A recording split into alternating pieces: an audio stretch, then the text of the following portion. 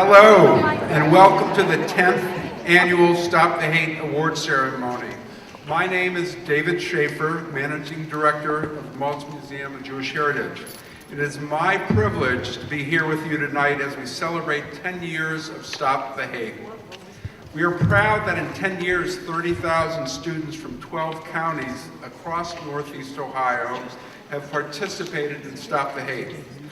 That's right, 30,000 students. And tonight we will reach a milestone of providing $1 million in scholarships and anti-bias education grants to students in schools.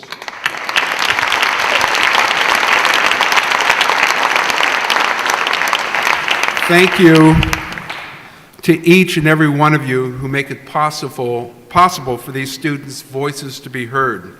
We are proud to celebrate these remarkable students today. I know we are all anxious to hear from them, so it is my great pleasure to introduce to you our MC for the evening, Lori Stokes.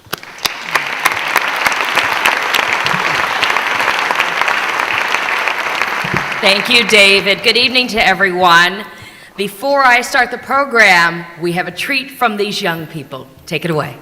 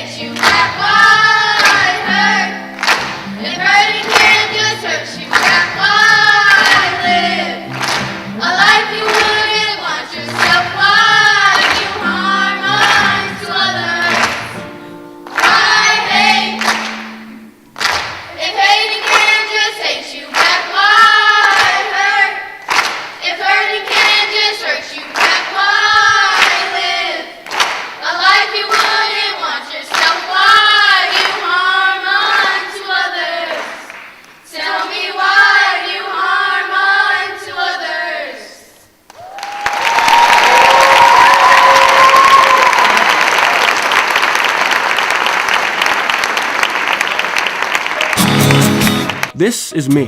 In my own words. This is my voice. I'm gonna shout it from the rooftops. I'm gonna say it at the bus stop, the lunchroom, in my classroom. One day, It'll be a boardroom. This is who I am. I'm a leader. A speaker. I use my voice for good. I believe that everybody should work to get along with each other. I want to live in a world where people are no longer discriminated against because of the way they were born. I believe that the future is at stake, and if we don't change into a kinder community, who knows what it may bring. If we all take a stand together, we can stop the hate. See me? I'm standing up. And I'm using my voice to speak out. Because it's time. It's time. It's time. I was limited to what my gender stereotype had set for me. I spent years hiding behind the epidemic of silence. My elementary years were filled with the pain of bullying and sexism. I found it easier to comply with aggressors rather than to stand up for myself. I covered my face from the repeated blows. He looked me in the eye and he told me he would kill me if we lived in the 1940s. He had gone around school, threatening students who were Jewish. Even if she never spoke up for herself, I should have. I was shocked at the racial slur. The question is not if we will face opposition, it's when. I'm ready. I'm ready. I'm ready. It is our job to stand up for those who cannot stand up for themselves. It's the job of those who are aware of inequalities to inform those who don't know. I try to set an example by carrying myself as a proud young woman. I will not stop until those drops grow into a wave that will crash its way through a massive glass ceiling. Even if it only makes one person stop discriminating, then I consider that a success. I do my best to spread kindness, because no matter how small your action is, it counts. People I thought I didn't have much in common with became my friends. Never count someone out just because they have a disability. I have made a vow to help and sit with anyone who's being discriminated against and bullied. One person at a time, Americans can work to improve tolerance. I consider it my duty to finally stop the hate. Stand up. Speak out. Sign your name. Sign your name. Sign your name. Stop the hate.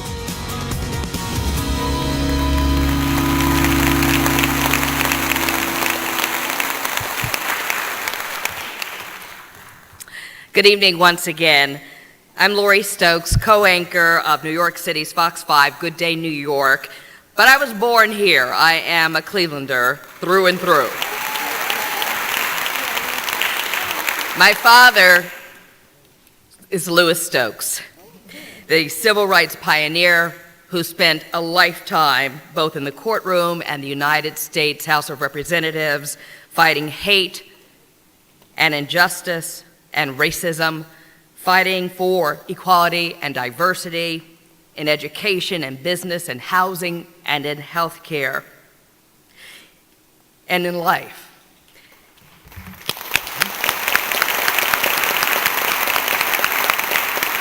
And I know he would be looking down at you young people and say that you are the next generation of leaders for this country. And I know you feel a lot of pressure with that on you, but the mere fact that you're here tonight shows you are ready and you are capable, and we applaud you.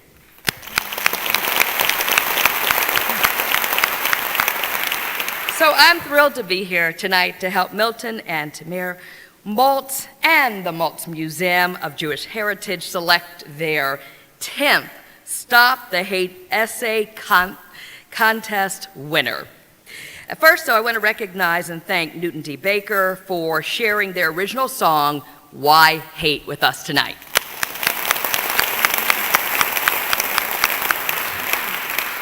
And you're going to hear more about the Youth Sing Out program a little later when our other winning middle school and high school classes will perform their thoughtful and inspiring songs.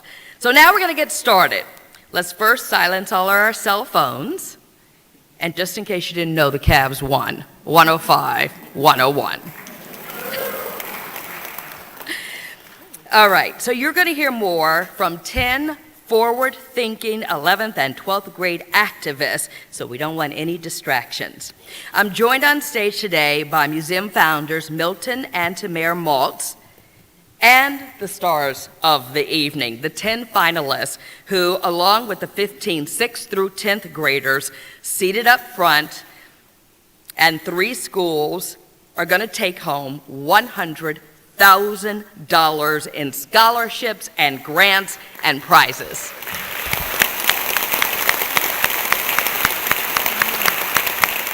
And what's even more exciting is after tonight, the Maltz Museum of Jewish Heritage will have awarded $1 million through the first 10 years of the Stop the Hate program.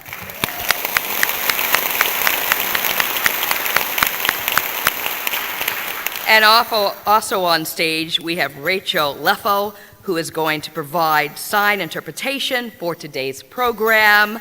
So,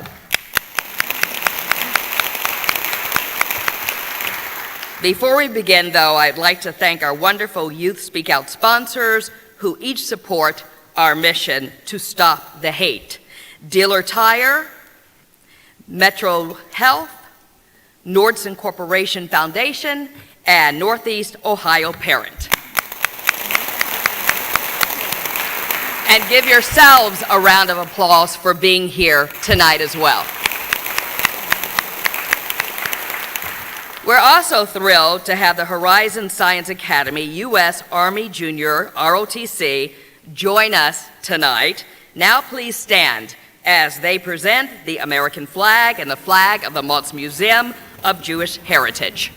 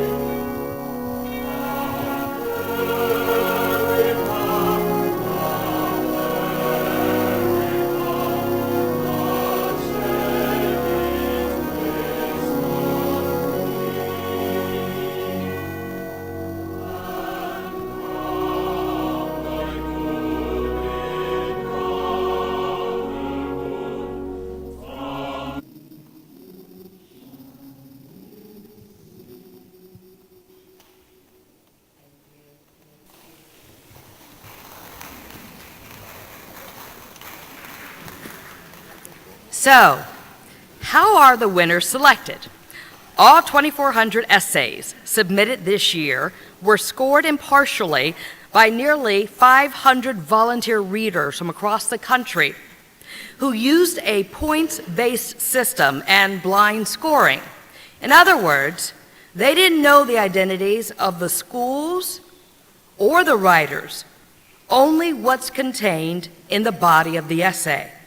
The top scoring essays were identified as scholarship semifinalists and were then submitted to the panel of judges, who also scored them blindly to select the 10 finalists. While written essay scores have significant weight in determining the winners, today's oral presentation also plays an important role. So we thank the esteemed group of community leaders serving as judges for their time and their energy. They are all visionaries in the area of diversity and inclusion. Thanks to all of you for your time, and thanks to all of you as our readers. Here are our judges.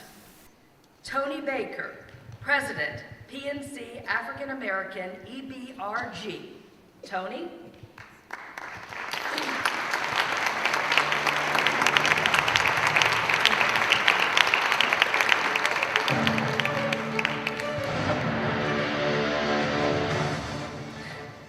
Tai-Chi Chan, Director of HR Strategy and Inclusion, Liberzol Corporation, Tai-Chi.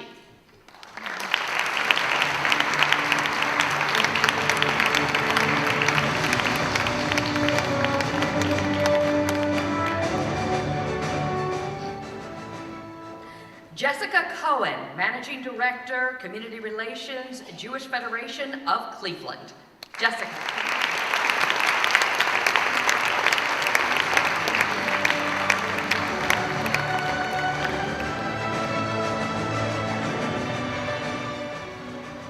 Dr. James Gutierrez, Cleveland Clinic. James.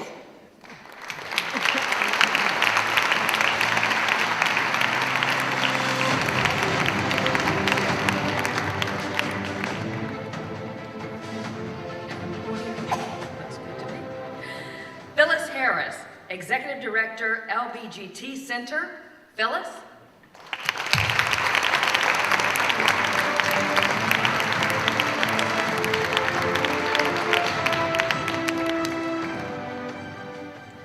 Eduardo Kim, partner, Thompson Hine. Eduardo?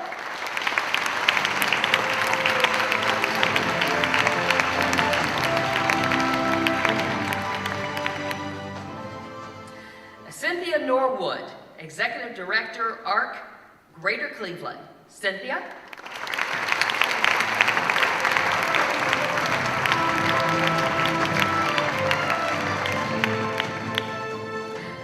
Monica Price, Chief of Education, City of Cleveland.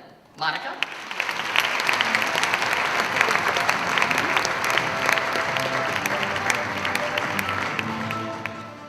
And Cecilia Rinder, Executive Director, Nordson Corporation Foundation. Cecilia.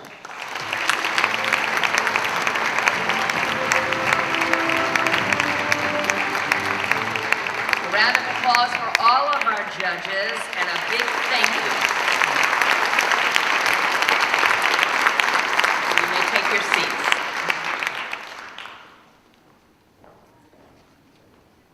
And now it is my distinct pleasure and honor to welcome Maltz Museum co-founder Milton Maltz to the podium.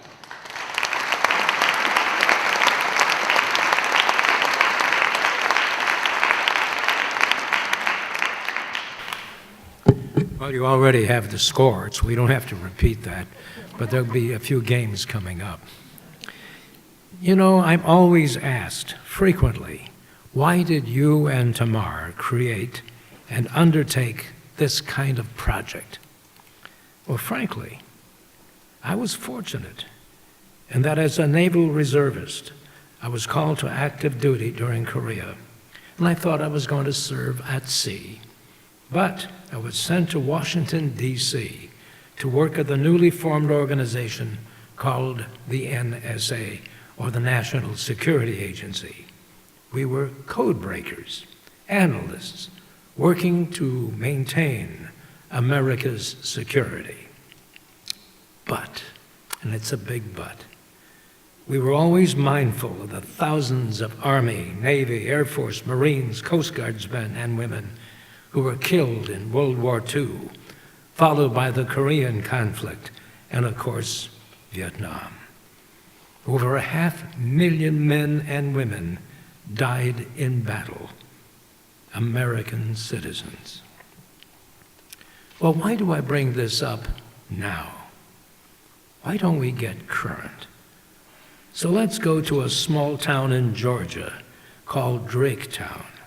And this is after Charlottesville, after Boston, after Las Vegas, after Toronto, after Parkland, where 17 high school students were killed. Yes, let's go current. I'm going to go back a week and a day, 8 days ago, April 21st, 2018. Here on the screen, you can see it.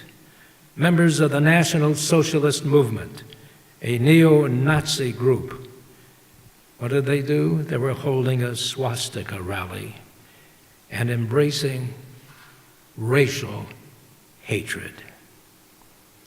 And so, ladies and gentlemen, to answer the question, this is why we are here tonight. Thank you so much.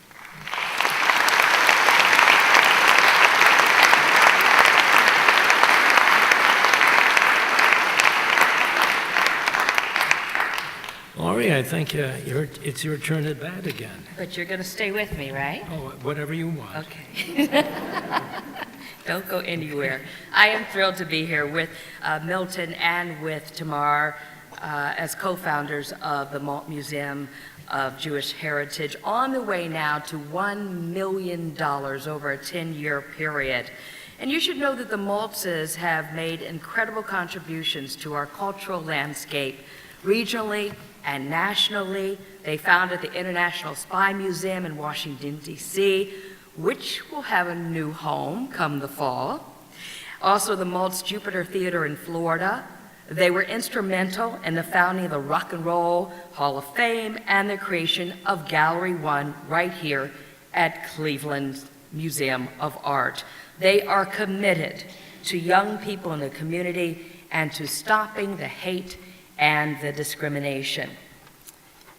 Milt, the time has come for you to introduce these young people one by one, and we can hear from them. It is indeed a pleasure to be able to do this tonight. There are 10 of these winners right here. They're all winners. We know that.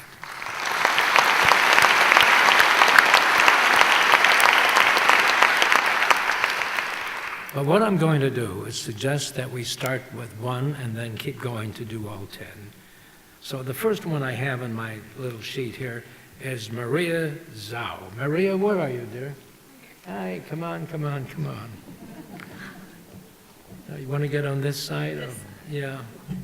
I'm left-handed, that's why. Gotcha. I discovered an interesting fact. 50% of America's presidents are left-handed. Whoa. I wouldn't want that job on a bet. Maria, you're a senior at Hudson High School. You're a member of the Cleveland Youth Orchestra, and you're going to attend medical school with the goal of joining Doctors Without Borders.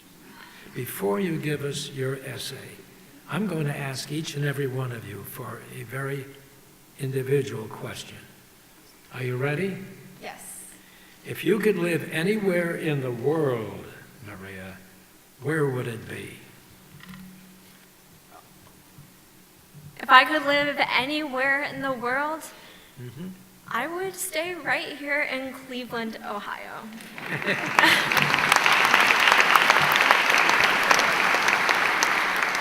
I mean, I get it. We've been complaining about all this up and down weather. Trust me, prom was last night. It was 40 degrees. We were outside taking pictures. Oh my gosh. But I really do love the spontaneity of this city, whether it's this up and down bipolar weather, or it's the way that we treat each other, the way that we come together as a community. Today, the Cavs won, and all of us are so excited, and it's a sense of community that you really can't find anywhere else, even when our Browns team goes a perfect season losing. We're still all in it together, and that's something that I truly value and want to be in the presence of for the rest of my life. Very good answer, Maria. We really appreciate that. But now it's time to try to make a buck, or 40,000. It's your turn. Thank you.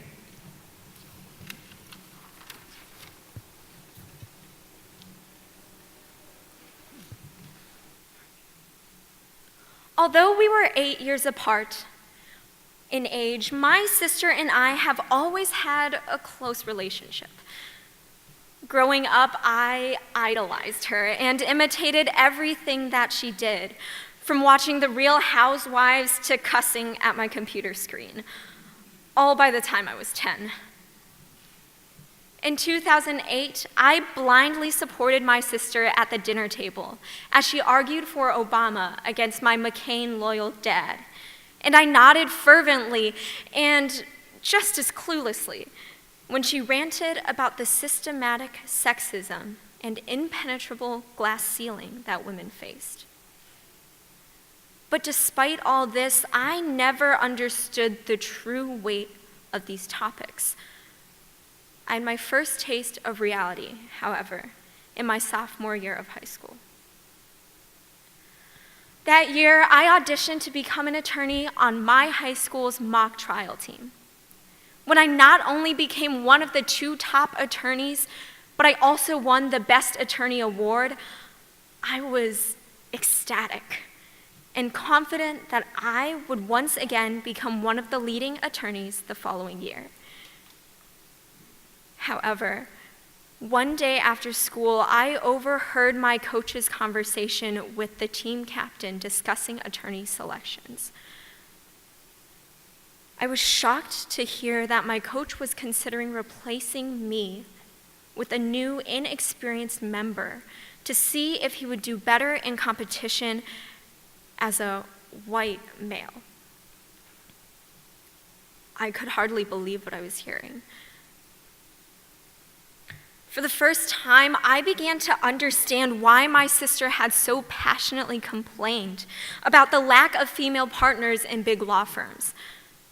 I understood why she would always call out my parents when they made offhand comments, suggesting that her ambitions would be better suited for a man.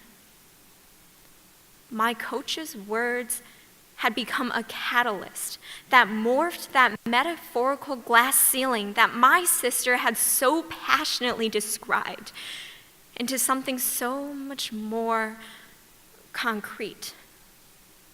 Something that I had been previously too naive to see. Suddenly, this was not about simply getting the attorney position on my high school's mock trial team, but a wake-up call to all the societal hurdles that I would face in the future.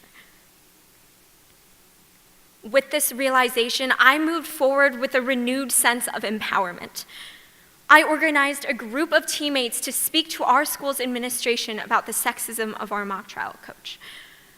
I joined and helped lead our school's feminist forum to raise awareness for sexism in society today. I volunteered with my local Planned Parenthood in planning marches, rallies, and sit-ins in support of women's health rights. And now, every time I speak out against gender inequality, my words are no longer imitations of something my sister would say. Instead, they each are comprised of a tiny drop of force of my own ideas. And while my efforts now may only be a soft patter against that unforgiving barrier, I will not stop until those drops grow into a wave that will crash its way through that massive glass ceiling. Thank you.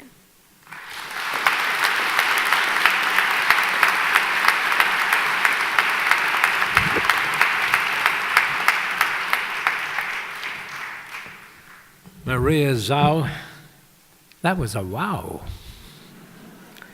But we have a lot of wows out here. Aren't we fortunate in Cleveland to have these kind of people? You'll see what I mean shortly. Next up, Megan Leibowitz. There she is. Come on up. Megan is a senior at Solon High School. You're president of the Drama Club, and I understand you want to pursue a career in journalism and activism. I'm not sure what activism means, but you'll tell us, won't you? Sure, I want to tell stories for people who don't have a voice. So next year I'll be attending Northwestern University's Medill School of Journalism to pursue that career. Interesting. I have a tough question for you now. All right.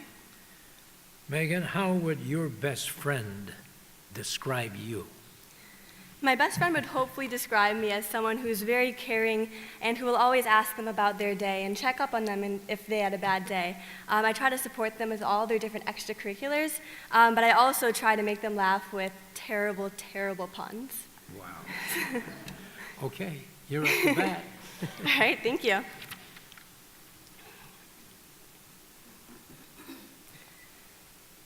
Do you know any suicide bombers? A middle-aged woman, a total stranger, asks my darker-skinned friend who is sitting alone at a local subway. Get out of my country. When I first heard my friends speak about this encounter in a nearby community, I was shocked and appalled. How could there be such extreme prejudice within a 20-minute radius of my home?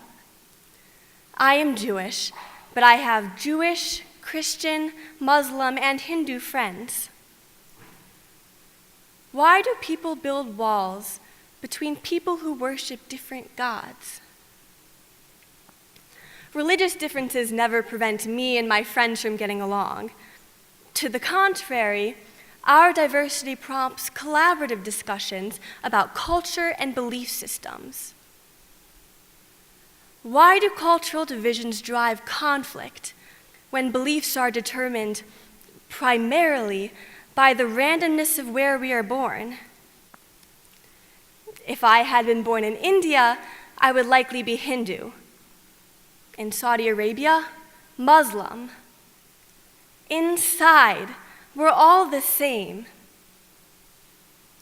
When I watched Donald Trump's speech in 2016 calling for a Muslim ban, I was shocked and upset. I remembered all of the lessons about my Jewish ancestors being persecuted. Now it was happening again with Muslims. As the year progressed, Americans saw more and more acts of prejudice. Women attacked for wearing hijabs, Jewish grave sites vandalized, bomb threats at JCCs, all violence in the name of nationalism. I wanted to do my small part to spread religious tolerance to the next generation. So I founded Northeast Ohio's first interfaith improvisation summer camp program, using improv to unite Jewish and Muslim middle school students. Performing improvisational comedy requires spontaneity. Planning an improv camp from scratch, however, took months of preparation. I contacted Muslim and Jewish community leaders, asking them to distribute flyers and registration information. I fielded parent and clergy questions, and I developed a program agenda. I located a local library willing to provide rent-free space. Then the hard work began. On day one, an equal number of Jewish and Muslim campers arrived, unsure what to expect. I intentionally avoided any mention of religious differences for the first few days. I wanted the students to become acquainted with each other as people, without labels. I invited a Jewish cantor and a professor of Islamic studies to join the class on the last day to lead a discussion about interfaith relations. The campers laughed at the same jokes. They enjoyed the same games. It did not matter what their last name sounded like, or how they prayed. Jews and Muslims have more similarities that unite us than differences that divide us. One person at a time, Americans can work to improve tolerance. For me, improv was the natural way to do my part. I encourage everyone to find their own way, one that is meaningful to them, to make a difference. No one has to change the world single-handedly, but with everyone taking small steps, we can make a momentous impact. Thank you.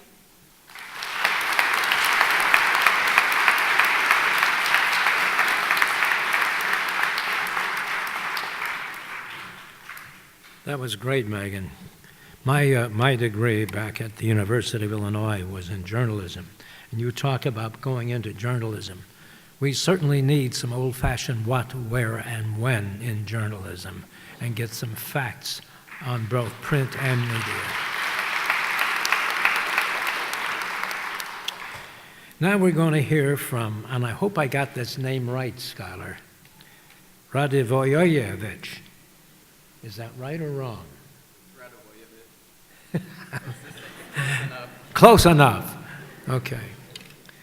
Anyway, Skylar, you're a junior at Cleveland Heights High School. Mm-hmm. You're a member of the swimming team, the Boy Scouts. Always be prepared, right? Mm-hmm. And will study economics at Ohio State University. Sounds like a great future for you. Thank you. Now let's talk about an interesting question. What do you watch on television, Skylar? And why do you watch it? I try my best not to watch TV because I'll just get sucked in pretty fast. But when I do, I like to either watch the news or sports games. I like to watch the news because it lets me keep updated on current events, such as the Nazi swastika burning that I found out about. And I also like to watch sports games because it kind of gives me a break from classwork and swimming, because then I get home every day at 6 and then I have homework, but then the Cavs game goes on and then I can just spend an hour and a half just watching them. That's great. It's a good answer. I think we all can appreciate that too. You're on your own right now.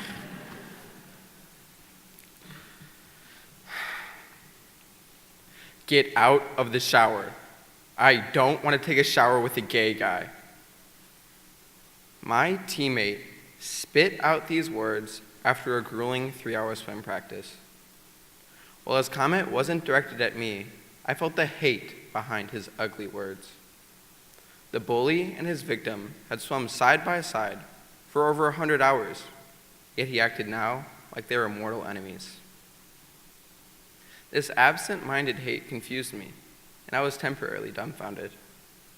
After he proceeded to berate his teammate, I spoke up and told him to just leave if he had a problem with it. I completely understood that this was just a temporary fix. I feared he would harass our teammate again and wondered, how long had this been going on? In order to create a more permanent fix, I told our coach about the bully and my team captains about the incident so that we could work together to support the victim. This incident took place in the middle of the swim season, but it deeply affected everyone for the several weeks that remained. There seemed to be an undercurrent of distrust and suspicion even after the bully was removed from the team. An undercurrent which could negatively impact next year's team. I was a sophomore when all this happened, and though I did the best I could, I felt discouraged. I knew deep down that pivotal changes needed to happen. It occurred to me that this type of discrimination was not only a problem on the team, but more deeply rooted in our society and our world.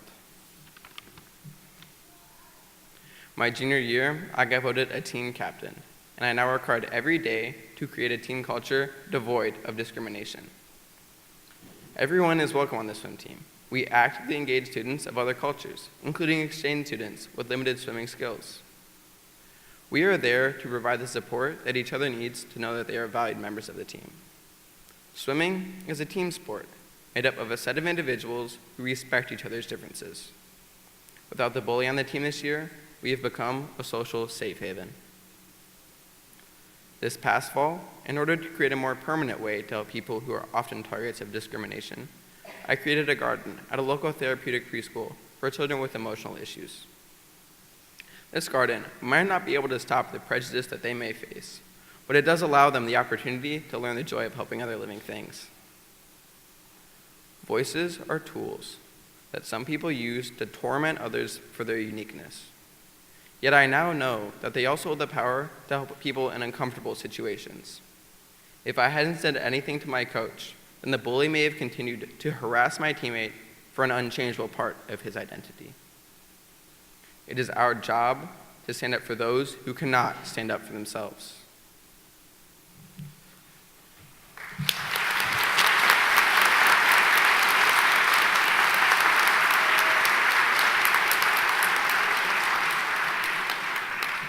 I want to talk to all the judges in the front row. Gosh, I would have a hard time, and I'm sure you will too. But isn't it wonderful having young people today with this kind of mindset? It's terrific. Next is Hannah Schufer. Hannah, where are you? There she is. She's coming this way. Hannah, you're a junior at Orange High School. Yes. You mentor students with developmental disabilities, and you're going to attend medical school. That's a very wonderful, wonderful outlook. Thank you. You want that tough question now? Sure. If you were the first ruler of a new nation, what is the first law that you would enact? Well, I feel that this question implies that I'm a dictator. And even if I'm a benevolent dictator, I don't really want to be a dictator. So mainly because I don't understand everyone's background and what they're going through, and I'm not able to create laws that would represent everyone to the best of the law's abilities. So I feel as though the first law I would enact would be to create a representative democracy that would allow everyone to have a voice. Great answer. Thank you.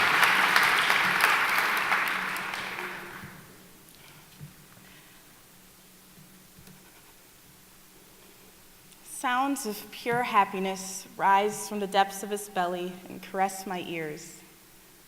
He gleefully shakes his rattle toy as if applauding the orchestra on the CD. He wiggles so passionately that his wheelchair nearly falls apart. He's my older brother, Nathan. I love him very much. Nathan was born with a severe form of cerebral palsy, which means that he cannot walk, talk, or see. I see none of this. I only know the older brother who loves classical music and can sleep in nearly any situation. Growing up, it took me a long time to understand that not everyone had a sibling with a disability. I would go to my friends' houses and wonder where they had their wheelchair lift. This assumption led me to believe that when walking around as a family, people's looks of antipathy were them looking at something else, not my brother. No one would ever give that look of revulsion to my brother, especially since they wouldn't want someone giving that look to their loved one. Right? Then I grew up. I began to recognize that these looks were directed at Nathan.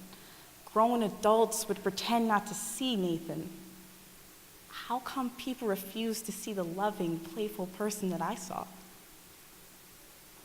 It is inexpressibly hard to watch people treat my brother like he has no feelings, like he's lesser than, like he's not human.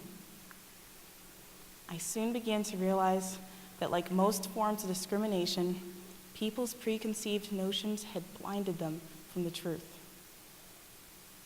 In middle school, my friends and I would trek to a secluded room in the basement. There, we would play board games and weave with the kids who had disabilities. After we started high school, we joined Project Support, a club that encourages students to hang out with students with disabilities. After hearing the offensive joke of, "Are you a special ed kid?" an upsetting amount of times, my friends and I decided to start a campaign that makes students aware that people with disabilities are just like everyone else. We are planning an awareness week with a school-wide video kickoff, a bulletin board where people can respond to #LookBeyond, and selling wristbands, with the proceeds going to local schools' special education programs. We want people to see the goofy, sassy, and fun people that we get to hang out with all the time. I know that our campaign alone won't end all hate. But even if it only makes one person stop discriminating, then I consider that a success. Bringing awareness to issues is not a foolproof method of eliminating hate, but it does educate people on things that they may not even realize are hurtful. I want a world where people don't just see my brother's disabilities and assume that that is all there is to him. I want people to dive into the ocean of his personality and discover the same infinite amount of beauty that I do. Thank you.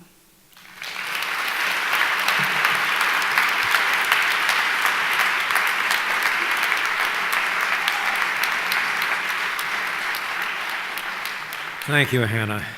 What's really interesting is that these are people who wrote wonderful essays.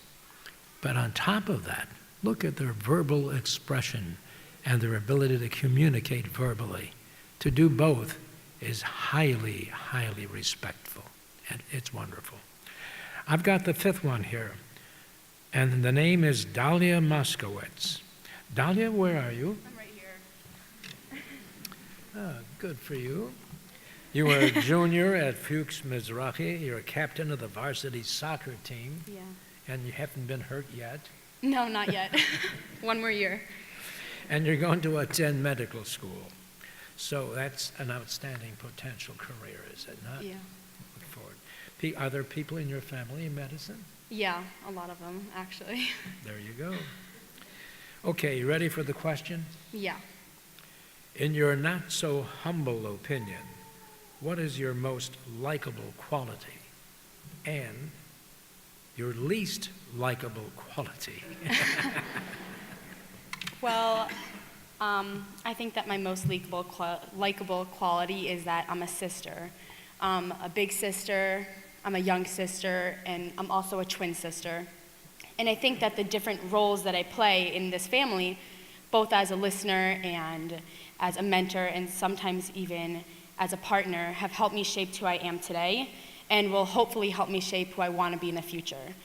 And obviously we do get in fights, just like any other family, and we fight over who's going to get to drive today and whose clothes are whose, but I'm always looking to be more patient and more compassionate with the family I love. And on the other side? I want to be more patient and compassionate with them. Okay, you're up to bat. Thank you. The Passover Seder is a time for us as Jews to reflect on the religious and historical significance of our liberation from Egypt. As we read through the Haggadah, we question why this night is different than all other nights. I ask myself that question as I lay curled in a ball, alone, shaking, hiding in the dark during our family Seder. Minutes earlier, I was surrounded at the table by my grandparents, my dad, my stepmother, and my siblings. I was told by my stepmother not to sit next to my brother because he's a bad influence and a lost cause.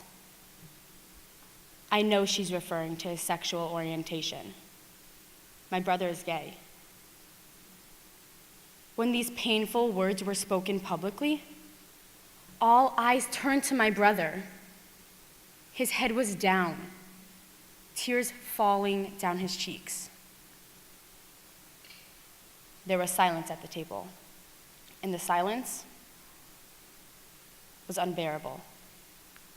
I was not going to sit there and allow my brother to be victimized and shamed. I put my arm around him as a show of solidarity. Everyone was waiting for someone to say something in defense of my brother, to tell him and everyone sitting around that table that we would love him unconditionally, regardless of his sexual orientation. Suddenly, a family member with cold, hate-filled eyes and a breath reeking of alcohol stood up.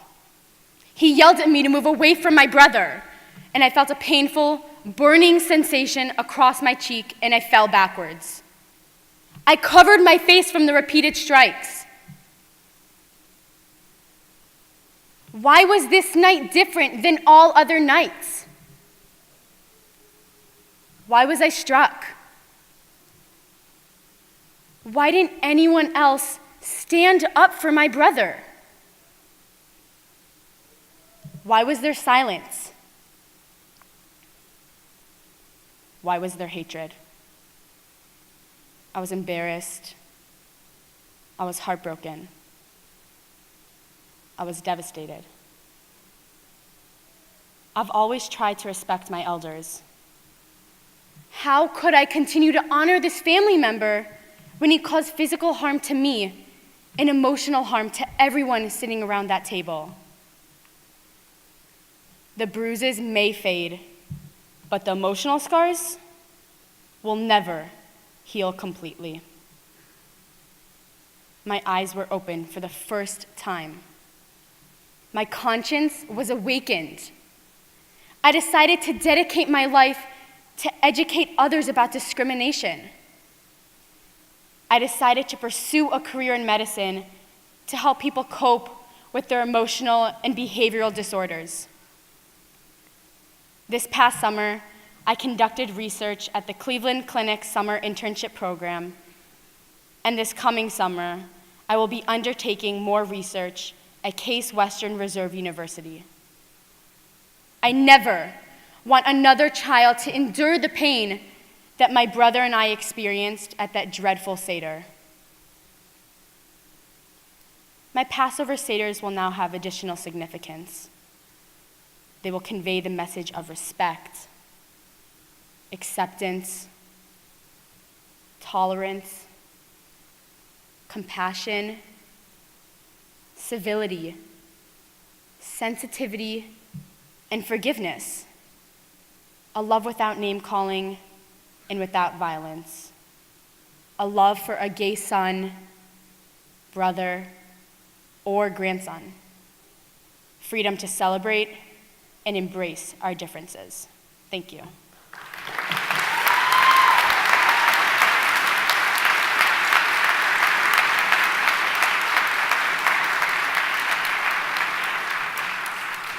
In the old days in broadcasting, we had meters that would record the intensity of the applause. We don't have that here, do we? But that was an intense applause, for sure. Our next guest to speak is John Kunzo III. And John, where are you?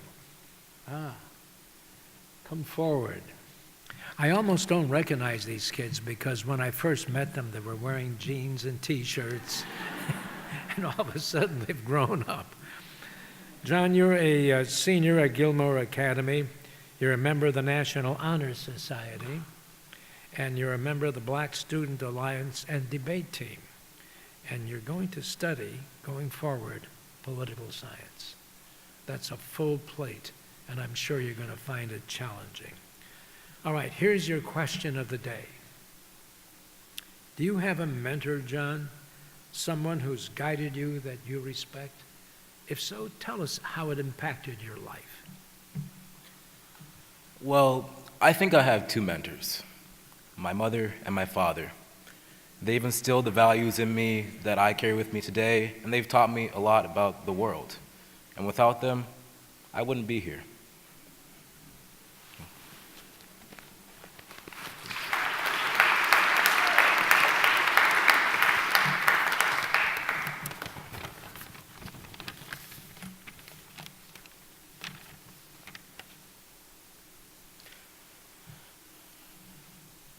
You aren't black. You're white. Speechless, I let out a fake laugh because I was shocked at the racial slur.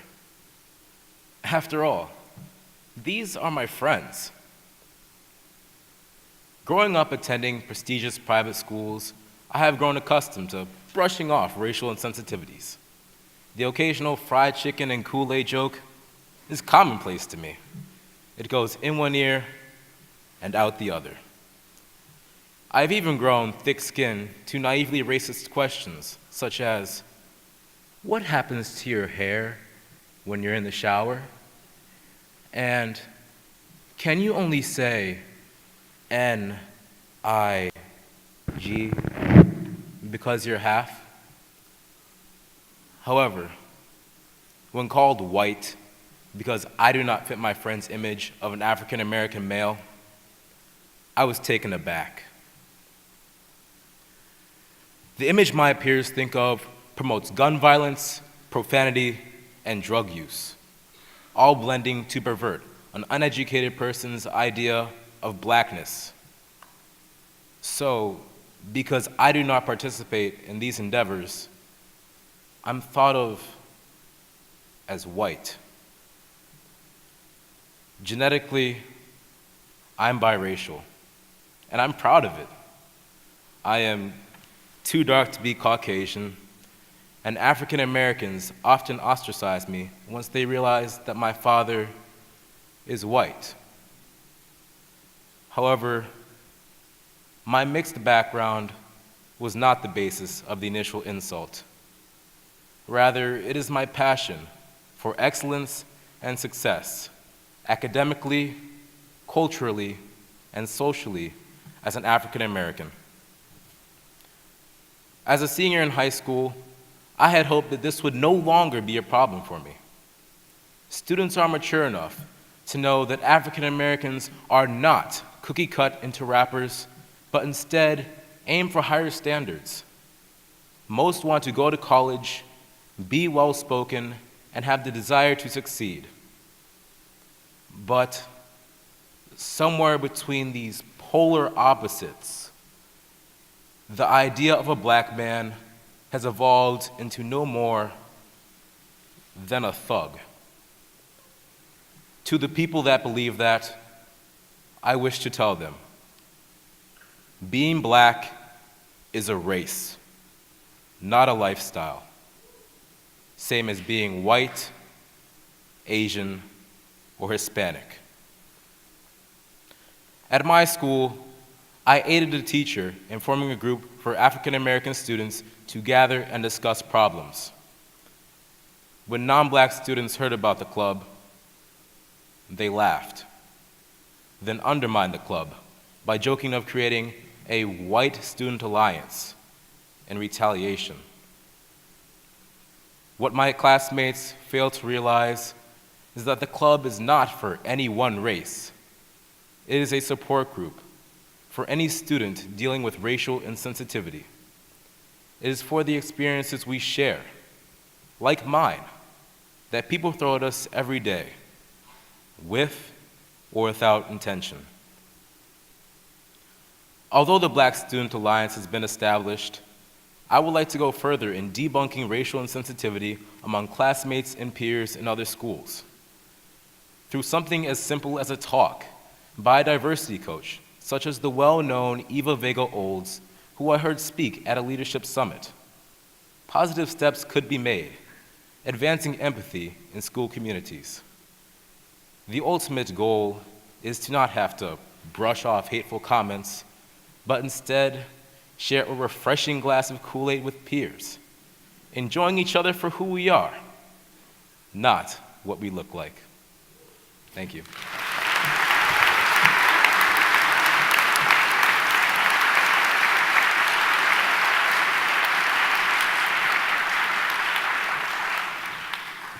Thank you, John. Are your parents in the audience today? Well, stand up.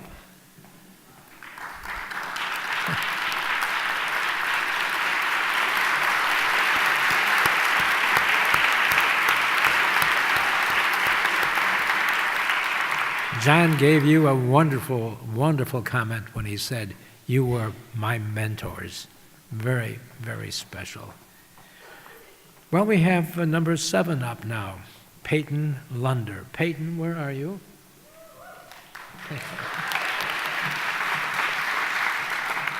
Welcome. You're a senior at Padua Franciscan High School. Yes, I am. And you are passionate about arts and writing. And you're going to pursue a career in marketing as well as journalism. Yep. Okay, that sounds like a great potential. I'm going to ask you a very difficult question, especially if you're well organized. What is your most treasured possession? Well, I'm not very organized. You could just ask my mom or take a look at my bedroom. But I'm actually wearing it. It is a necklace that my mom bought for me. She's my best friend in the whole world. Sorry, I'm a little emotional. But it just says my name, and I always wear it. Just kind of gives me a sense of identity, and just because she gave it to me and had it made for me, it's very special to me. That's wonderful. Well, now we're going to hear some more wonderful stuff, aren't we? You're Hopefully. up to bat. Okay, kiddo. Thank you.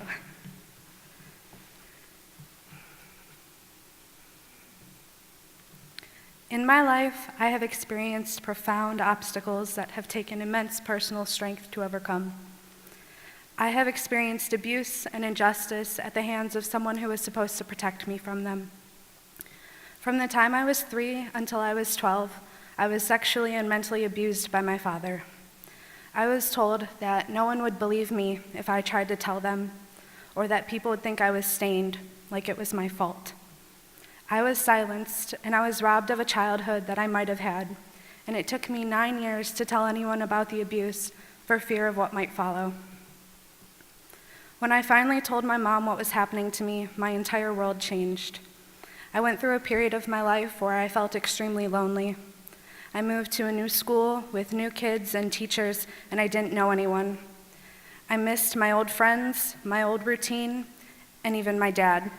Not my abuser, but my dad.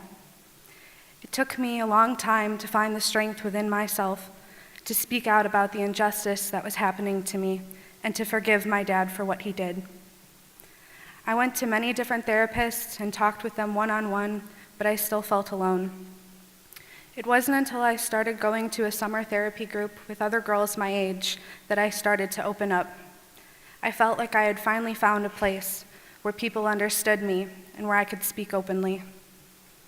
I spent years hiding behind the epidemic of silence, too afraid to open up and talk about what had happened to me, too afraid that I would be judged or that no one would understand.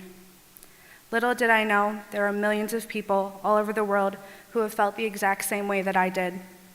Every year in the US alone, 321,500 people will be victims of sexual assault. The number of those cases that is reported, however, is less than half. Young girls, just like me, are too afraid to speak out against their abusers. Some of them have no one to trust and confide in, no one to be a shoulder to cry on, and no one to help them break their silence. In my 18 years, I have been given a platform and an opportunity to share my story and speak out about destroying the plague of silence. I have been able to work in therapy groups and talk about the injustices that were happening to me, as well as to hear the ones that others have faced. I have learned that people from all walks of life have stories just like mine, stories of domestic abuse, racism, bullying, prejudice, sexual assault, and many others that go unheard of every single day. In finding my voice and speaking out, I have been able to help others find their voice and shatter the silence. Thank you.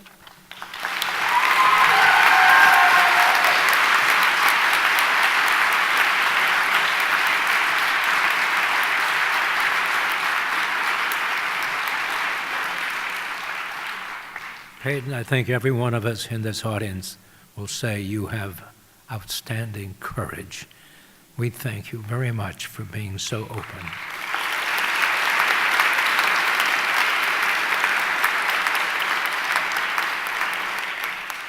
We're down to number 8 now, and this is Haley Noodleman, a senior at Twinsburg High School. Where are you, kiddo? Ah, there she is. Hi, and welcome to the club. You're a member of your school's environmental club, and you're going to study psychology and art history. Okay, now the tough part. You ready? As I'll ever be. What is the most important discovery of the last century, and why? All right, I'm about to go really cliche here and say the internet. It's extremely cliche, but the internet has made everything, I mean, I've never lived without the internet, so I can't really say that it's made everything better, but I do think it's made everything better. So, I mean, the internet has made everything accessible, and people across the world. Like, I have friends in Israel who I talk to daily, and without the internet, that would not be possible, or it would be, but it would be really expensive. So, information is just able to go so far, so fast because of the internet, so that's why.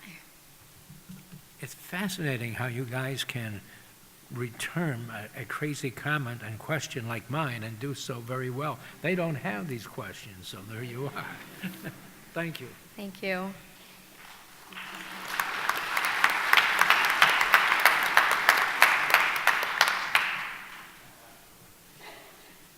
Seventh grade. I am 12 years old and I'm going through the tough age of transitioning from child to teenager. Seventh grade. It was the first time I was a victim of anti-Semitism. Who would think that at this age, any child would have the capacity to say something so hateful because of one's religion? So hateful that the police had to step in. It was Yom HaShoah, Holocaust Remembrance Day, and my class had just finished watching a Holocaust remembrance video. Seventh grade me had tears streaming down my face, very close to letting in that pent-up sob, but holding it back.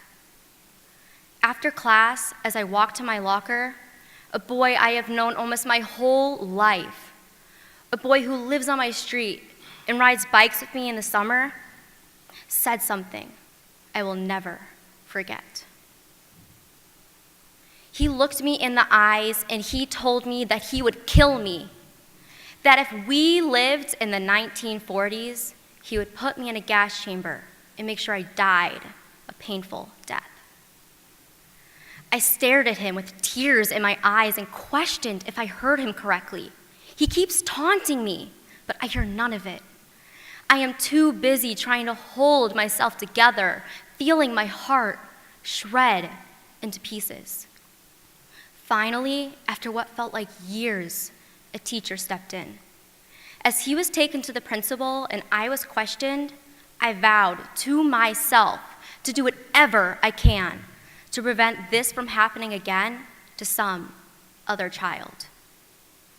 In Twinsburg, Ohio, there is a roughly 0.4% Jewish population.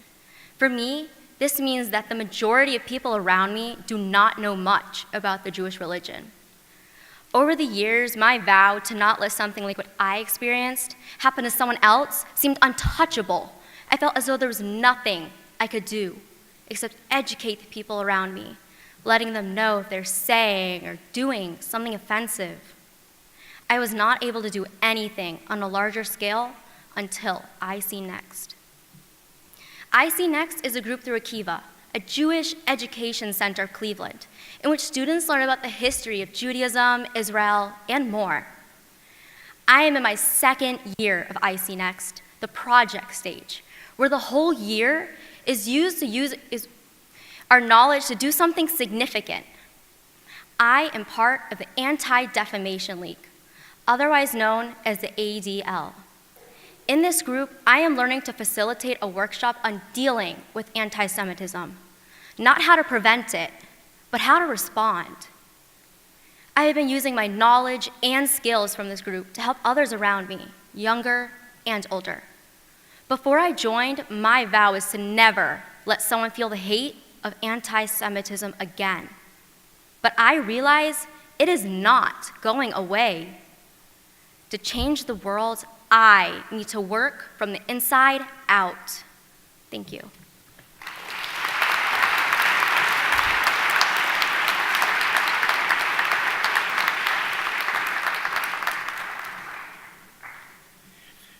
Thank you, Haley. And now we're up to number 9. And the name here is Taj, T-A-J, Adams. So, John, where are you? Taj? There he is. Hi, welcome. You are a junior at Hawkins School. I understand you enjoy theater and tennis. Mm-hmm. Great. And you participate in cultural exchanges with students from Chile. That's an unusual exchange. How did that happen? Well, first off, so earlier this year, first semester, a student from Chile, his name was Pablo, he came over and he lived with us for a couple of weeks. And he was allowed to come to school with us and, kind of see the whole American lifestyle. And so in a couple of weeks, I think May 15th, I'm going to Chile, and I'm going to be living with Pablo. So it's kind of like a whole cultural. Well, that's really interesting. I think it's a great opportunity. Now, let's look at the tough question. If you could pick one person from history to be in this audience today, who would he or she be and why? If I could pick one person, it's not really someone from history, but someone from my life. My grandmother on my mom's side, she passed away a few years ago, but as a kid, I wasn't really a big speaker. I was really shy, and so I would never imagine myself doing something like this, standing up in front of so many people. So if she could see me here today, right now, I feel like she'd be very proud of me. That's wonderful. We're all proud of you.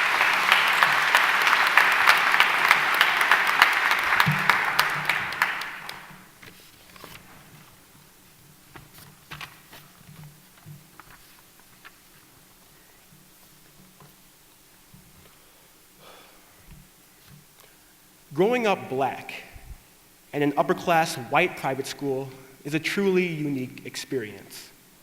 So when I think about my own role in fighting racism, I believe that I have a unique perspective to offer.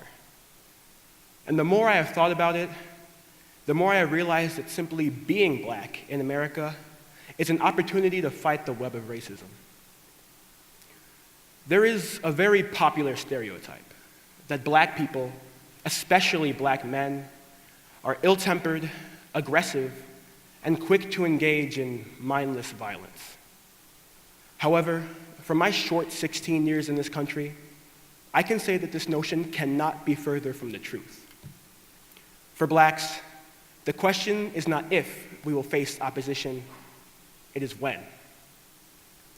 As such, when considering the adversity we are subject to, black people possess a remarkable amount of self-control. I cannot count how many times smiling white lips have uttered that I am smart for a black boy, or told my sister she's pretty for a black girl. I cannot count the number of Confederate flags I've shied away from, and perhaps most disturbingly, I cannot fathom the amount of senseless hate and cowardice one must possess to lean out of the window of a speeding car and call a dutiful father and his 2 children niggers. Ironically enough, racism is indiscriminate. It will scratch and claw at those on the lowest rung of society and will poison the image of those on top. Media outlets spitting on Trayvon Martin's name while simultaneously calling into question President Obama's true birthplace. Without mincing words, racism made me afraid to be black. It made me wonder what I could have done, what my father could have done, what any black person could have done to deserve their treatment. At its very worst, racism recruited me. It burrowed into my thoughts, annexed my feelings, and scarred my view of those who look like me. Racism's most terrifying ability is its tendency to make you believe that you deserve what's coming to you. That somehow the tremendous burden of blame rests upon the marginalized. Now that is why I say that simply being black is an opportunity to fight racism. Anytime a black person conquers their inner demons and refuses to let racism take hold of them, they are fighting. Anytime a black person resists stooping down to the level of their perpetrators, racism loses its grip on us. In a society that turns a blind eye towards instigators, we black people cannot be reactionary. So anytime I choose to educate instead of argue, anytime I choose to hold my tongue and strive towards the high ground, and anytime I choose to turn the other cheek and perhaps even forgive, racism shudders. In my 9 years in a white school, I've had plenty of opportunities to let racism win the war. But refusing to let racism dig its claws into you is the integral first step against racial discrimination everywhere. Thank you.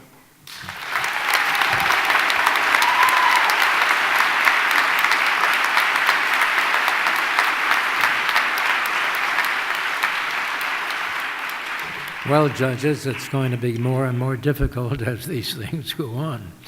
We're at number 10 now, the last one. Julia Mayer. Julia, where are you? Hi. Hi. You're a senior at Solon High School. Mm-hmm. You're editor of the school literary magazine, and you're going to pursue a career in writing and performance. That sounds like a bountiful, wonderful future. I hope so. I'm sure of it. Thank you. We now have the question of the hour. What is the hardest thing about being in high school today? Well, as a senior who just recently committed to college, I think that the question on everyone's mind throughout high school is, who am I going to be, and how am I going to forge my path and choose the things that I'm interested in and I want to pursue. And I think that specifically for today, being in high school today is in comparison with the past, is that with all this advent of new technology and social media, and it's just a lot of information from a lot of different areas, and it can make things harder when you're trying to figure out what you want to do and where you want to go. I think that was our interesting comments. And I would say, as an old-timer, I'm finding it more and more difficult just to get up in the morning.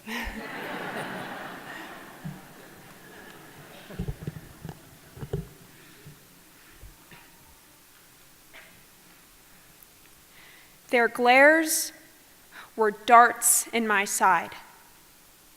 The people on that eternal plane ride stared at my family as if we were animals, their eyes glinting with fear, amusement, indifference, and worst of all, pity. We had deviated sharply from my sister Elizabeth's routine, a potential disaster for someone with autism. That disaster was now playing out loudly. As Elizabeth screamed, cried, and lashed out, the tension mounted. Mothers pulled their children close. I hated being on the other side of those stairs, but I hated it even more for Elizabeth. Moments of conflict like this were often difficult for me. I was a sensitive kid, so hearing insults and curse words often made me angry. But after 3 years of high school, I became desensitized to most bad words. All but one.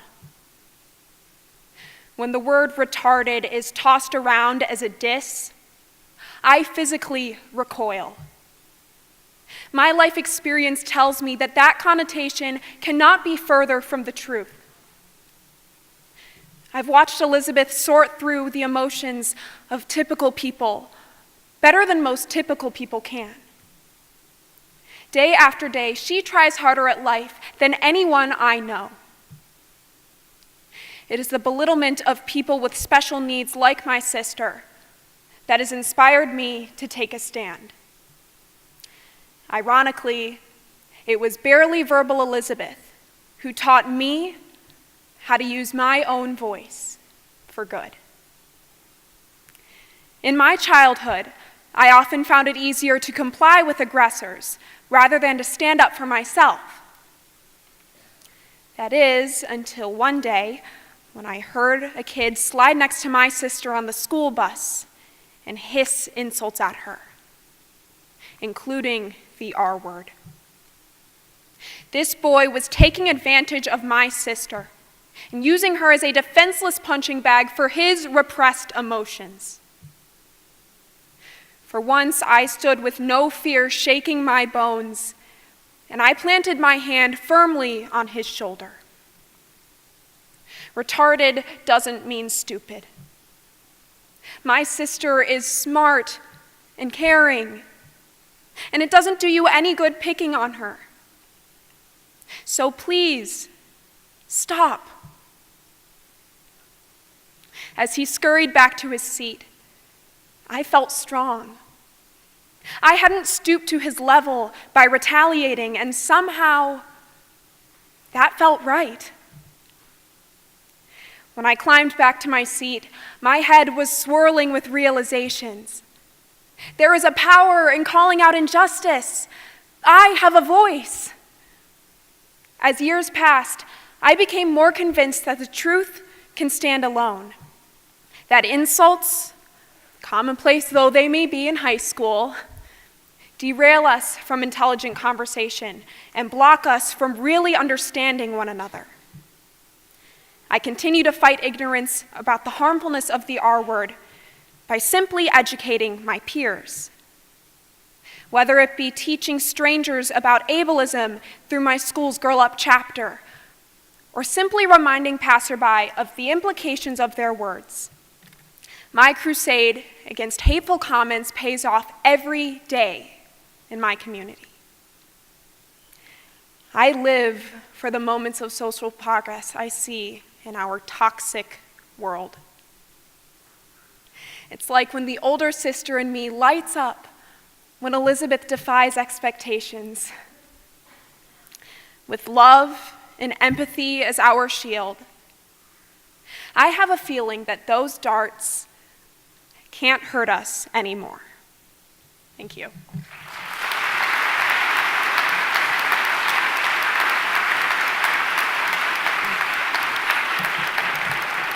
Wow. Simply amazing. Please give all of them a round of applause.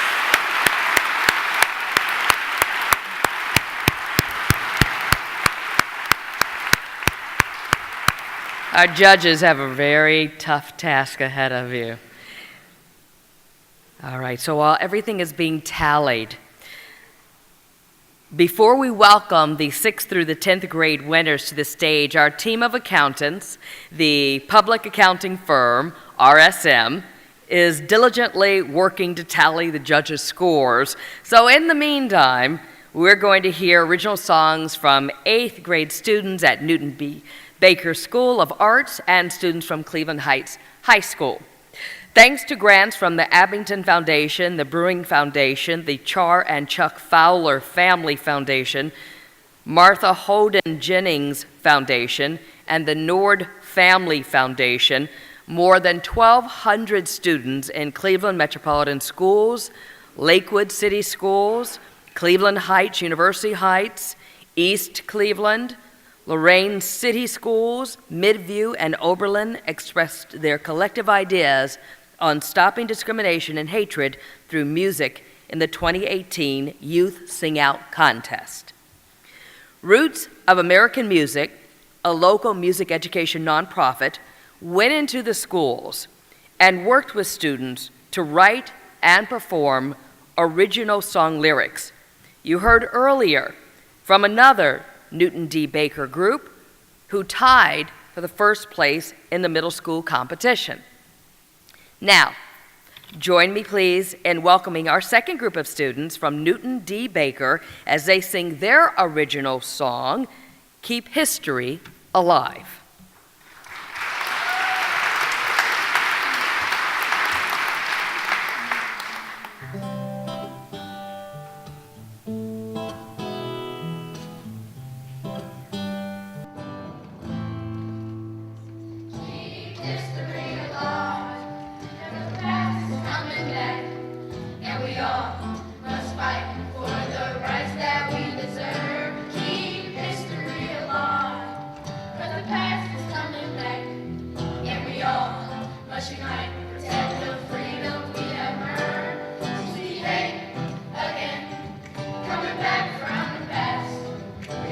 Nazis in the streets, and people in white sheets.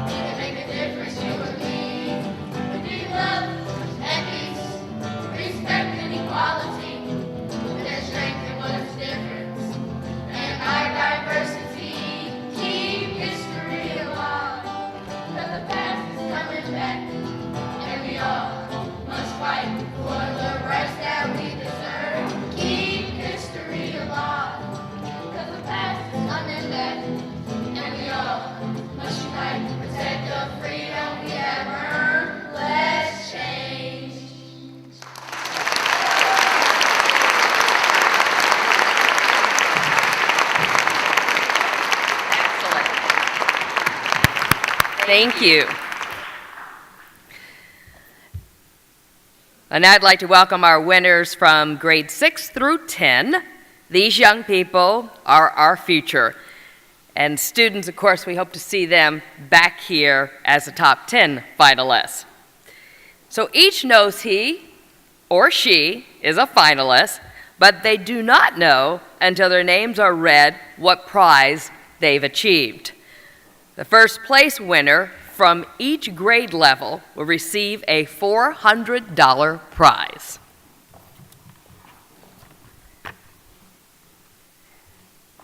All right, we're going to start with the 6th grade. In 3rd place, Flannery Costello from Rocky River Middle School.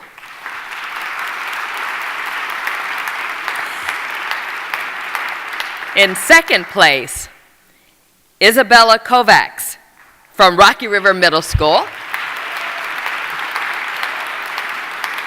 And in 1st place, Scott O'Neill from Newton D. Baker School of Arts in Cleveland, Ohio. Congratulations. For the 7th grade, in 3rd place, Jennifer Williams from the Old Trail School in Bath, Ohio. In 2nd place, Rebecca Lawton from Beechwood Middle School. And in 1st place, Maggie Chin from Memorial Middle School in Mentor, Ohio. All right, in the 8th grade, in 3rd place, Bowen Zhang from Beechwood Middle School.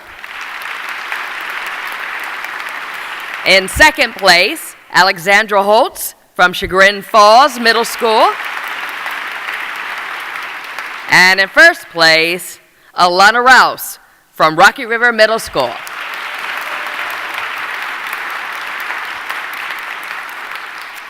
The 9th grade. In 3rd place, Kara Finnegan from Aurora Catholic High School. In 2nd place, Jonah Gilbert from University School in Hunting Valley, Ohio. And in 1st place, Riley Anna Carrick from Brecksville Broadview Heights High School.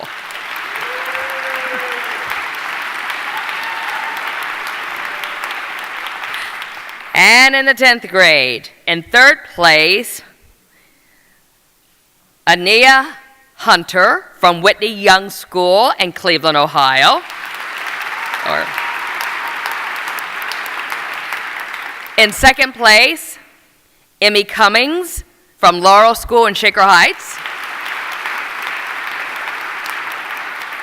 And in 1st place, Sabria Zayman from Solon High School.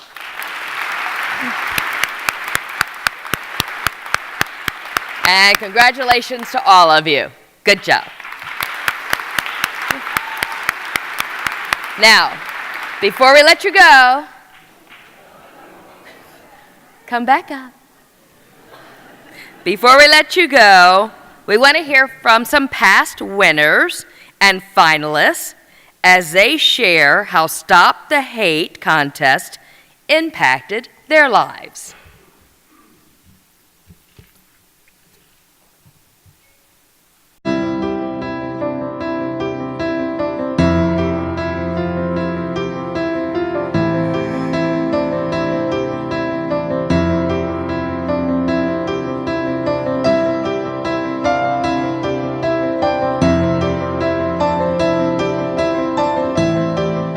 It's not a very pretty story, but it was my first encounter with what I called anti-Semitism of that era. There were no buses in those days for children, so we had to walk. So at 5 years of age, I walked my 10 blocks. And when I got there, there were a group of fellows that were much older. They surrounded me, and they said, "You're a Christ killer." They began to tear off my clothes. I had nothing on me other than my shoes, stockings, and underwear. I wrenched myself free, and I ran, didn't walk home the 10 blocks. And I was crying, and I told my mother, "Who is Christ?" This was my first encounter with anti-Semitism. Once you've been the victim of hate, you have a feeling that other kids need help.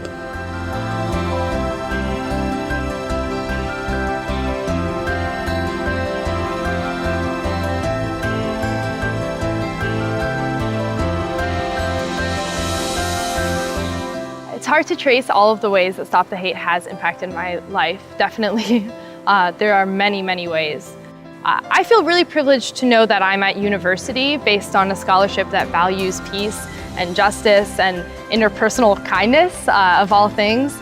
And yeah, I think about the scholarship a lot, and I'm really grateful for all of the doors it's opened ever since. It allowed me to tell my story to listening ears, but perhaps more importantly, it allowed me to hear some of the most powerful and moving stories, I think, of my generation.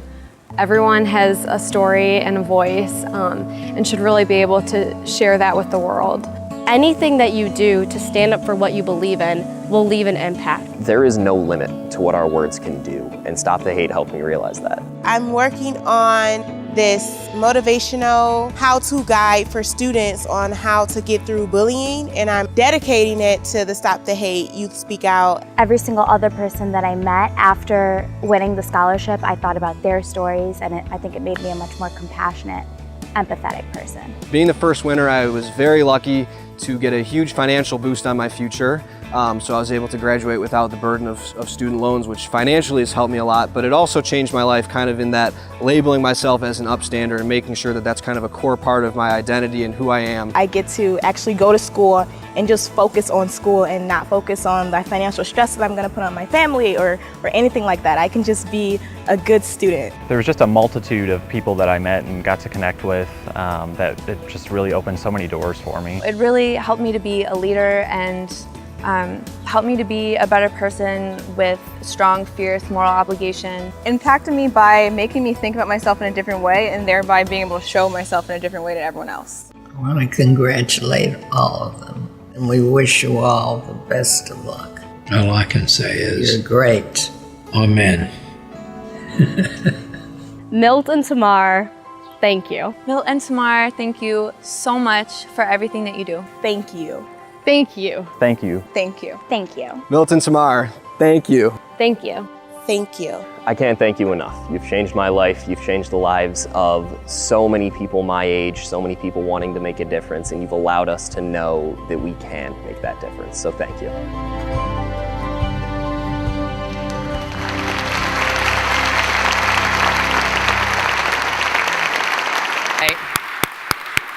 Thank you, Milton and Tamar. Thank you, guys. Congratulations once again.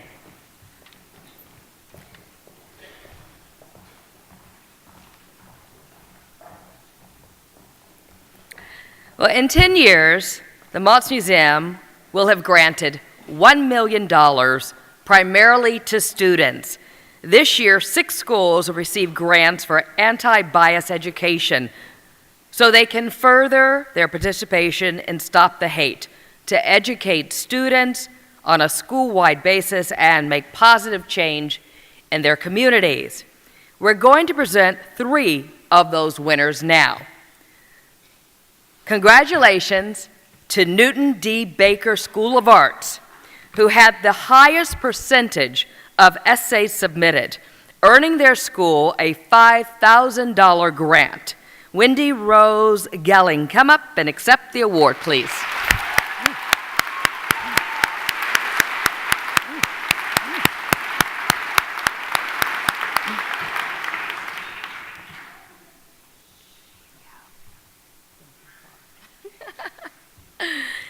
All right. And congratulations to our 2 first-place Stop the Hate Youth Sing Out winners who will split a $10,000 grant. Again, Wendy Rose Gelling from Newton D. Baker School of Arts. And Brian Williams from Cleveland Heights High School. Brian?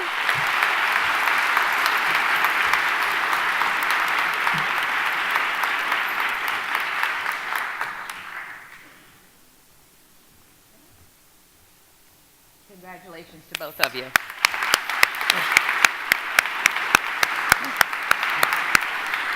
Now, the last $5,000 grant will be awarded to the school with our grand prize scholarship, but in a few minutes. So congratulations to all of you. We're excited about how many students are going to take part in the anti-bias education as a result of the grants. Thank you.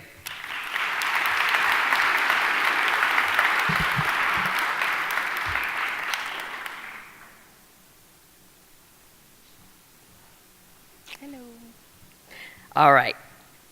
Now you're in for a treat. You're going to hear from our high school winner, Cleveland Heights High School. Take it away.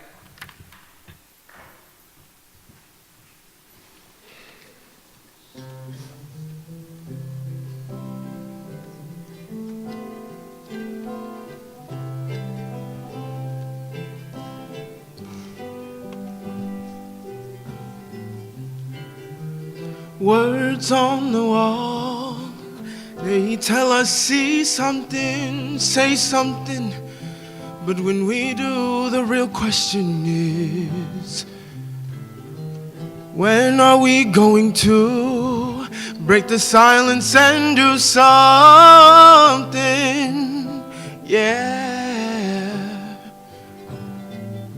We have so many ways to see, but it seems they only help us watch. We post, we share, we snap, we tweet, but nothing will change till we stand on our feet. Hate is a sign of admiration and the root of discrimination. But if we stand as one nation, we can change the world. Don't need a bystander, we need an upstander. Need courageous people to change our world. Fake news to faces real news. Let's make some noise, cause silence kills. Bystanders, we don't need none. We need an upstander to get it done. When we see something wrong, that's when we act. We need an upstander to get it done.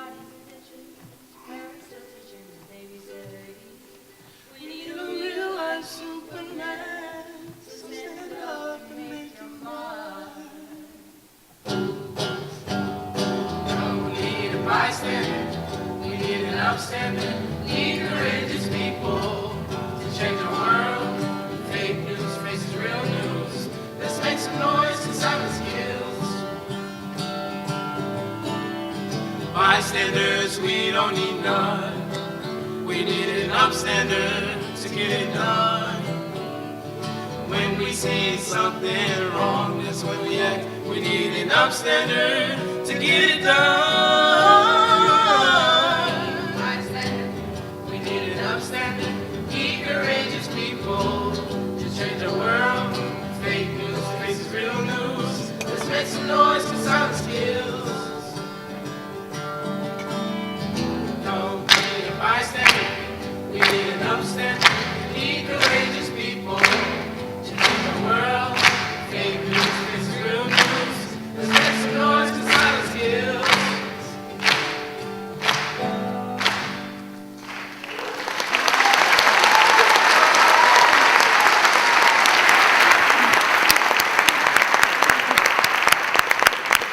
Thank you to all of our students who performed today, and a big round of applause for their lyrics, for their passion, for their leadership.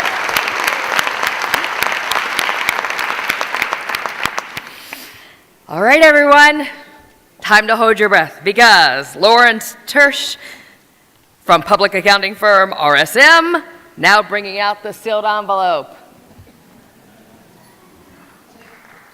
Thank you, sir. All right, I'm going to need some help. Milton, Tamar.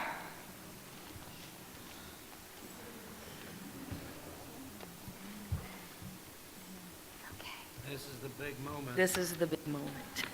You know, I was going to say something, but I realized there was nothing for tomorrow. And years ago, before TV, I was a radio director of radio dramas, and there was a little lady that auditioned for a part. She didn't get it, but she was awful cute. Well, 67 years later, we're still married.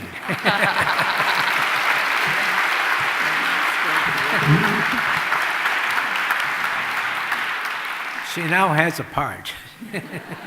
Thank you.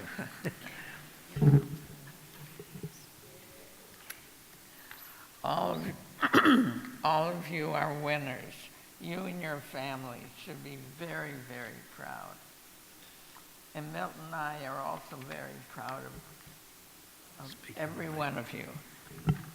Each of you will receive money towards your college education, and the 6 honorable mention finalists will each receive $500. Okay, you did very well. Thank you. Am I hired? Yeah, you're hired. Okay, well, Lori, that's all right. I got it. Okay, I think we're going to start at the bottom and work our way back up, are we not? Let's see, what page was I on? Page 12. Page 12. 13, I think. Are we in the third runner-up now? No, just do the Fourth. I've got the fourth runner-up. It's in here. Okay, kids. Hold your breath. Stop the Hate. The winner of a $5,000 scholarship is Megan Leibowitz.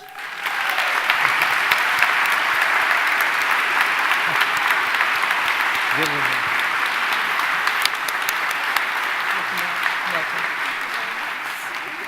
There's that check. Okay. Now we've got the third one. The third runner-up. I'm going to take my time on this one. The winner of a $10,000 scholarship, Maria Zhao.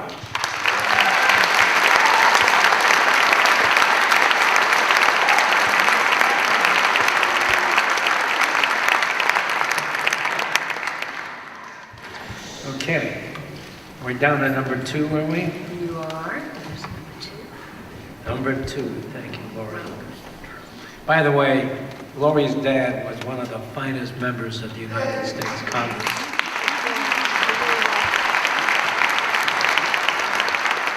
And he not only represented the Cleveland and this area, but he was in the board of our Spy Museum in Washington, and he really understood that the wars are won not so much by military activity, but by espionage and intelligence.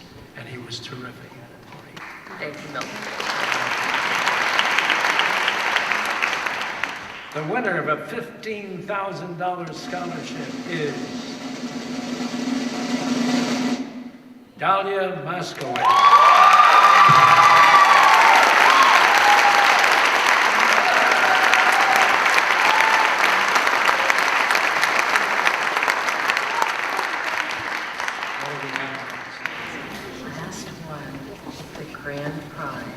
Grand prize. Wow. I'm shaking.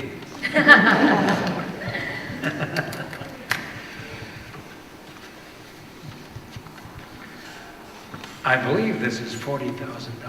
Let's see. It is, yes. This is $40,000. And the winner is Hannah Dofer.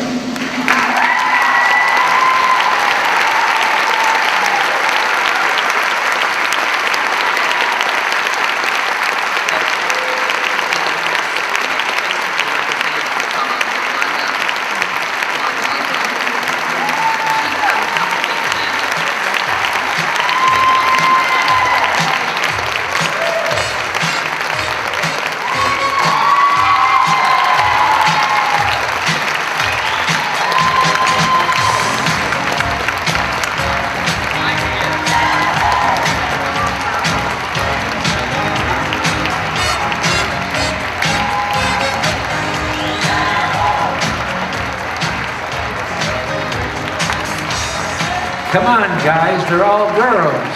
What's wrong with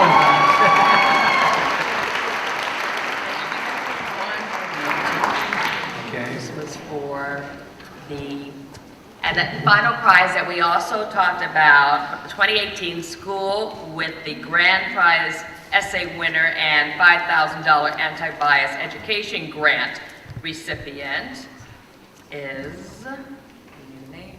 We need a name. I don't have it here. I don't either. We don't have a name.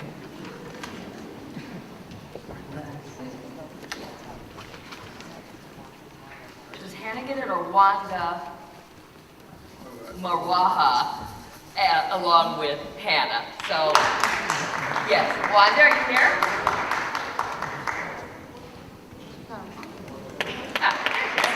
It is for Cleveland Heights. The principal of Cleveland Heights. Oh, no, I'm sorry. That is my bad, and I apologize. Orange. English, I'm so sorry. Congratulations, Wanda.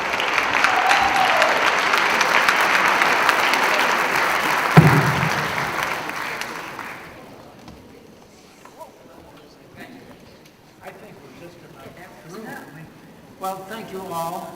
We won the ball game and we won the night evening. Aren't these kids great? Thank you so much for coming tonight.